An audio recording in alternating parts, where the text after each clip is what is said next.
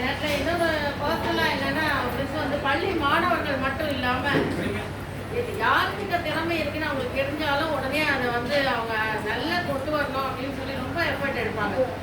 என்னுடைய 2வது பையன் வந்து 2nd ஸ்டாண்டர்ட் படிக்கும் போது ஒரு வாட்டி ஸ்கூல் கூட்டிகிட்டு வந்தேன். அவன் டிராயிங் வரையதை பார்த்துட்டு மிஸ் நீங்கள் அஜந்தா ஆர்ட்ஸில் அவனை ஜாயின் பண்ணி விடுங்க, அவன் நல்லா வருவான், நீங்கள் இதெல்லாம் சோம்பேத்தனப்படுத்திட்டு அப்படின்னு விட்டுறாதீங்க, குழந்தைக்கு நல்ல டேலண்ட் இருக்குது அப்படின்னு சொல்லிட்டே இருந்தாங்க. சரிங்க மிஸ் நான் விட்டுட்டேன் அதுக்கப்புறம். ஆனால் ஒரு நாள் வீட்டுக்கு வந்து புக்ஸ் வந்தது அஜந்தா ஆர்ட்ஸ்.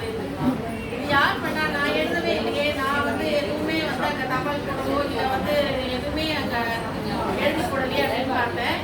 அப்புறம் மிஸ்ஸை கேட்டதுக்கு வந்துதா நான் தான் உங்கள் பையனுக்காக இது பண்ணேன் அப்படின்னாங்க. அதனால வந்து அவ்வளோ அக்கறை எடுத்து, நான் கூட எடுக்கல, அவ்வளோ அக்கறை அவ்வளோ ஒரு கேரிங் எடுத்து அவங்களுடைய சன்னுக்காக அவ்வளோ தூரம் அஜந்தா ஆர்ட்ஸ் எழுதி போட்டு அந்த மெட்டீரியல்லாம் வர வச்சாங்க.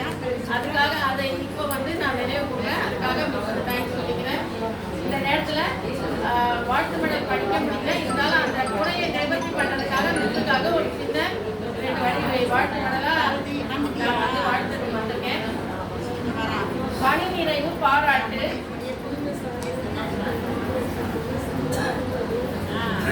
நற்பணி நிறைவு நாளில் நல்ல உள்ளங்கள் கூடி வாழ்த்தட்டும்.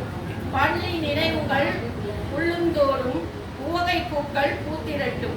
வாழும் நாட்கள் வளமாய் அமைந்து வளங்களை கரங்களில் தந்திடட்டும். நன்மக்கள் நல்லின்பம் தந்து நல் மகுடம் சூட்டி மகிழட்டும். நன்மக்கள் நல்லின்பம் தந்து நல் மகுடம் சூட்டி மகிழட்டும். இல்லத்தில் இறைவன் அருளால் இன்பத்தின் கூட்டாட்சி நித்தம் நிகழட்டும்.